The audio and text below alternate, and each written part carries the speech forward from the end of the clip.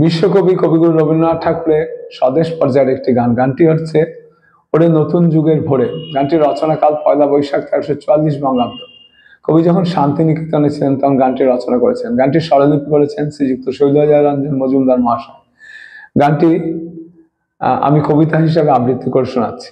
ওরে নতুন যুগের ভোরে দিশনে সময় কাটিয়ে বৃথা সময় বিচার করে, কি রবে আর কি রবে না, কি হবে আর কি হবে না, ওরে হিসাবি এ সংশয়ের মাঝে কি তোর ভাবনা মিশাবি?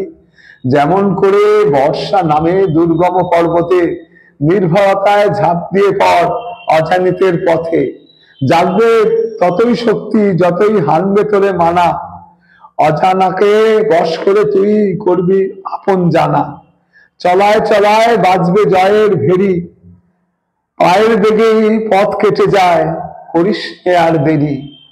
ওরে নতুন যুগের ভোরে দিশনে সময় কাটিয়ে বৃথা সময় বিচার করে, ওরে নতুন যুগের ভোরে।